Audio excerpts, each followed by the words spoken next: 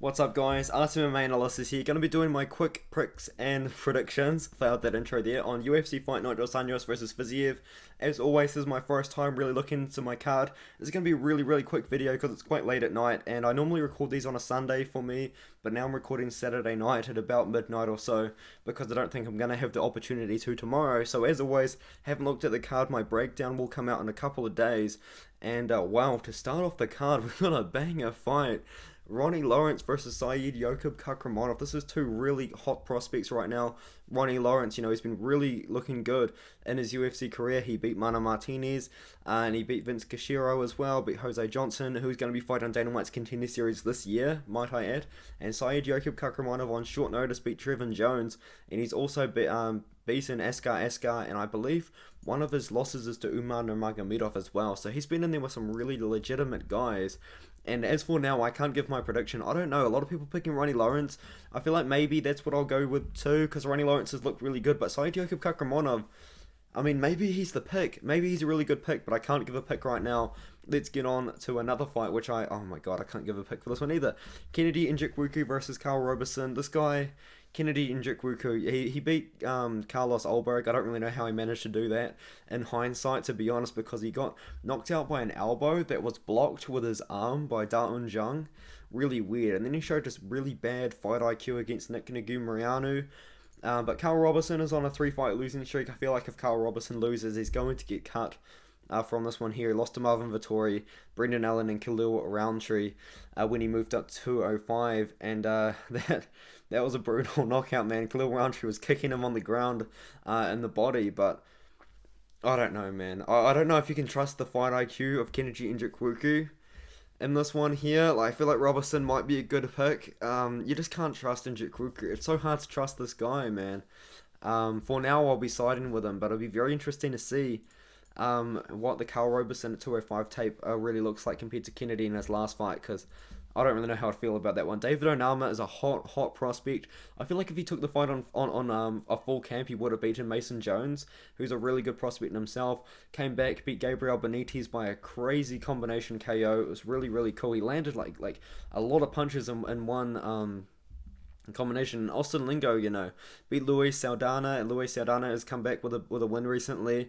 And before that, though, he's knocking a lot of guys out on the regional scene, but he's got a couple of decision wins. He lost to Yusuf Salal in his debut, which ain't a bad loss, and he's come back against a couple of guys on the lower end of 145. But now he's taking on David Onama, who's a really good prospect in my opinion, and I think that Onama's going to get this one. I think he's going to get it by KO as well. He's going to keep the fight on the feet, and that's where he wants it. And moving on, Cody Brundage versus Tresean Gore. Tresean Gore, man, I feel like I overrated this guy a little bit coming out of the Ultimate Fighter, because everyone was big on Tresean Gore, and personally, I think I overrated him a little bit. His wins on his pro career aren't that great, and he hasn't even been that active of a fighter recently, and he looked good on the Ultimate Fighter, but I feel like maybe he's just been a little bit overrated. Been overrated in the past for his record, you know what I mean? And he fought Brian Battle in what was meant to be the final, but he had to pull out of that one. Brian Battle won that one, so now he's obviously the real winner of the Ultimate Fighter, you know what I mean? And Cody Brundage, he surprised me. He impressed me against Dolce Lungwimbula. I actually think that I picked Dolce Lungwimbula in that fight, mainly because Dolce has fought some killers on the regional scene. That guy's got really good experience against really good guys, but unfortunately just wasn't able to make it happen. Took on Nick Maximov on really short notice. Lost to William Knight. I mean, that kind of happens. Cody Brundage, he's a good wrestler. I think he's going to wrestle Tresean Gore, who's more of a striker. He's going to win by a decision or submission, but man, that win over Dolce Lungwimbula is pretty good, in my opinion, especially because it happened quite quickly. Now, Antonina Shevchenko versus Courtney Casey. Who do you trust in this matchup? Because Antonina, she's almost 38 years old. Courtney Casey ain't young either. She's 35 years old. And, Shevchenko's just been out-grappled. I mean, she got ground and pounded out by Casey O'Neill. She got submitted by Angela Lee. She's got a submission win over Lucy Podolova, who's actually coming back into the UFC, so I guess that's a good win. But Courtney Casey, I just don't really know what to think of either of these girls. It's just low-level women's MMA at 125. Shevchenko's the overall pick. I don't know. I don't even know what Courtney Casey's going to do to win this one. So yeah, just give me Shevchenko. She's a good striker, I guess. Now, I mean Zahabi, this is a name which I don't really recognize, and for good reason, because he only fought twice in 3 years, actually. And yeah, this guy's just been inactive. Why do I not even recognize this guy? He's been in the UFC for so long, but he just hasn't been fighting whatsoever. He recently beat Draco Rodriguez by KO. I think Draco Rodriguez fought Mano Martinez recently. Now, Ricky Turcios, the winner of the Ultimate Fighter Season 30, he's got a really good personality. He's got a personality that the UFC can build off of. And to make things even better, I picked Ricky Turcios to win the whole thing when the season was announced. So I think there's a comment of me saying that somewhere. I didn't make a video about it. But I commented somewhere saying that I think Ricky Turcios is going to win the whole competition before it even started, and he did. And yeah, that just fills me with happiness, guys. I got that prediction right. Turcios, I think, is going to win this one. He's a guy that the UFC, I reckon, should build up, because Turcios got a really fun personality, and I think that he could become like a pretty big name in the UFC. Now, Cynthia Calvillo versus Nina Nunes. Nina Nunes a pretty good striker. Like, I mean, it's Mackenzie Dern, but in her return, she looked really good against Mackenzie Dern on the feet, to be fair, but then she did get submitted rather quickly. But I mean, Nina Nunes, she's alright. She's Amanda Nunes' wife, you know, and she does have a good striking game. But Cynthia Calvillo, she's on a 3-fight losing streak, but she's a grappler, you know. When Cynthia Calvillo was on the come up, she was quite hyped up, you know. She lost to Caitlin Chookagian, then she got knocked out by Jessica Andrade, and then kind of the same thing quite quickly after when she fought Andrea Lee. And yeah, Nina Nunes, maybe if she keeps the fight on the feet, she could win this fight by decision or even a knockout maybe at one point, because Cynthia Calvillo has been technically knocked out in her last two fights. But and it's at flyweight as well, so Nina Nunes moving up a weight class. I'm going to go with Calvillo, maybe by submission. Nunes is a really good striker, but I think that Calvillo does have a good ground game, and at one point Calvillo was the prospect to look out for, but at the moment she just really isn't. So I'll give it to Calvillo in that one there. Now, Michael Johnson versus Jamie Malarkey. This is a banger, man. Michael Johnson's title run starts now, you know. I picked up Michael Johnson to beat Alan Patrick. Alan Patrick didn't look that great in that fight, man. He really didn't. But I guess it's a good win for Michael Johnson to get back in the win column. And he's fighting Jamie Malarkey. You know, he's 2-3 in his last 5. But he's been in some bangers, you know. He got beaten up by Jalen Turner a little bit. Lost to beat Devontae Smith, sorry. Beat Kama Worthy as well. Got beaten up badly by Brad Riddell. Like, I'm not really trying to trash Jamie Malarkey, but he did get beaten up by Brad Riddell. I think, oh man, like, it's so hard to pick, because I feel like if I picked Michael Johnson, then people are going to trash me for that pick, and I feel like if I picked Jamie Malarkey, people would trash me for that pick too.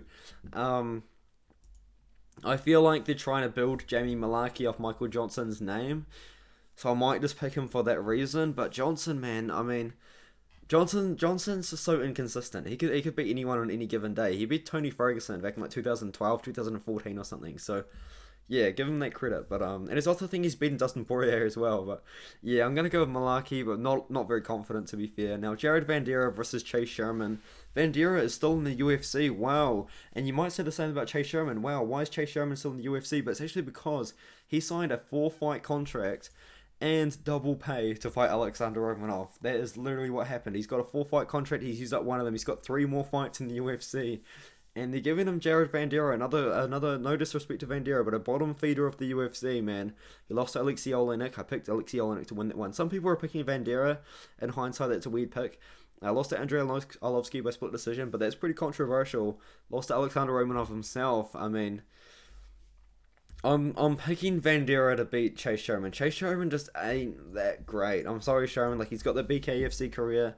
Maybe that's just maybe that's his calling. Maybe BKFC is his calling. But he's trying to make it MMA. I think that Vanderaa is just a bit more well-rounded. Chase Sherman's a good boxer, but I think that Vanderaa will look to wrestle. Give me a decision win for Vanderaa. It's low-level heavyweight MMA. It always ends up really high in the main card for some reason. Now, Jamie Pickett versus Denis Tuyulin. Now, one thing about Denis Tuyulin is he was the only guy that would fight Aliaskhab Khizriev on short notice. They called this guy up on like a week's notice to fight Aliaskhab Khizriev when his opponent pulled out, and he didn't look that bad, you know. Like, he had some moments on the feet. I think he actually hurt Khizriev at one point on the feet, and his defensive grappling was quite good. And that's quite important when you're fighting someone like Jamie Pickett. I mean, everyone kind of makes that weird joke about Jamie Pickett, like he wants to put you up against the fence, like a picket fence. Like, it's a bit of a cringe joke. I'm sorry to everyone that makes that joke, but it is a little bit of a cringe joke, and that's what he does. Jamie Pickett likes to put you up against the cage. He likes to work the clinch. And Dennis Julian, I think, has actually got the striking advantage. He's a good striker. He took this fight on short notice again. I think he only accepted the fight like 2 weeks ago. So you guys know that I like people that fight often, and I like people that fight on short notice. I like Dennis Julian. I like his striking, man. In fact, I might actually pick him to win by KO here. And that is just because I don't really rate Pickett too highly. Like, he did make Joseph Holmes look bad, to be fair. But Dennis Julian, I feel like, isn't a guy to be slept on. You know, he fought Aliaskev Kizriev on very short notice and didn't even look that bad doing it. Yes, I know he lost by a finish in the second round, but he made a good account of himself for a guy that genuinely was just called up for that reason. So hopefully he's worked on his cardio, because he looked really tired at the end of the first round. But once again, it could have been because it was short notice, and now that he's fighting for the UFC, maybe he's taking a little bit more seriously. Give me Julian to win this one here by KO. I will be siding with him. Now, Saeed Nurmagomedov is a pretty hot prospect right now after coming off that submission over Cody Stamann really quickly. I think it was like very early on in the first round. I think that was on a pay-per-view main card as well, if I'm not mistaken. Now, Douglas Silva down charge. He may be 37 years old, but this guy still has it, man. Like, he was losing the first round to Sergey Morozov, came back, knocked down Sergey Morozov so many times in that second round and finished him off with the choke. He's a tough test for everyone. Now, Saeed Nurmagomedov's one loss is to Hayoni Barcelos, who's a pretty good fighter. He's an older fighter, but he's quite good. Or do we pay the Saeed Nurmagomedov name tax here, and do I pick him, or do I pick D'Andrade? You know, I was picking Morozov to beat D'Andrade. It's so hard to make a pick here. Everyone's going with Nurmagomedov. I feel like it's because of the name.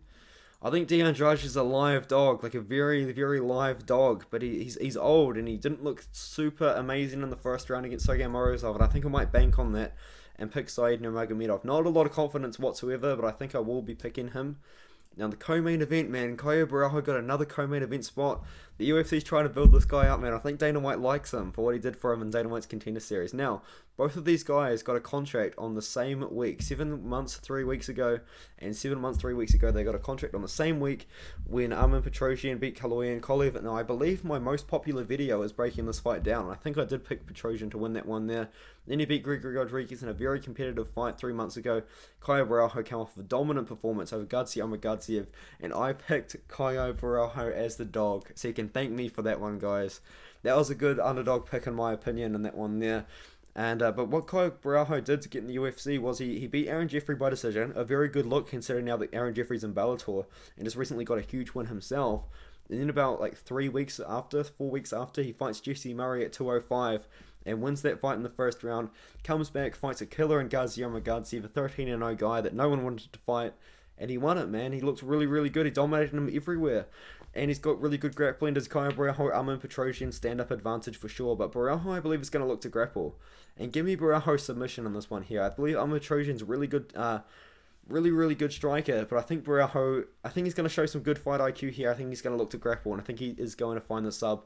A prospect to look out for on both sides.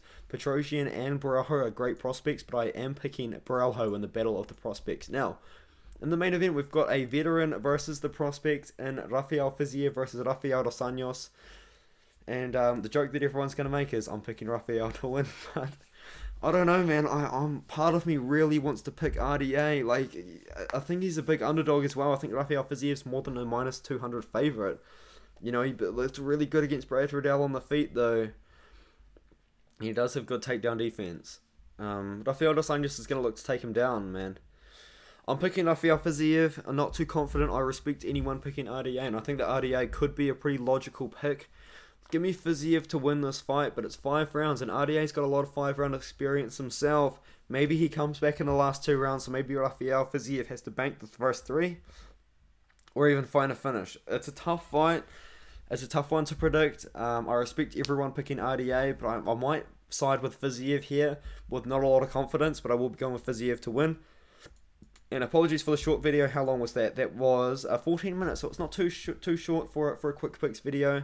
But thank you guys very much for watching. Sorry, it couldn't be much longer.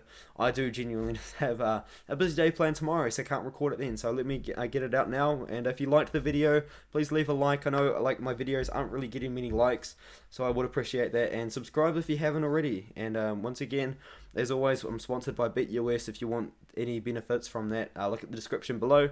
And I have written a weekly article for WeWantPicks.com, so go to their website, find their blog, find Artem MMA Analysis talking, and you got my video, my articles, man. So hey, I'll see you in the next one. Catch you later.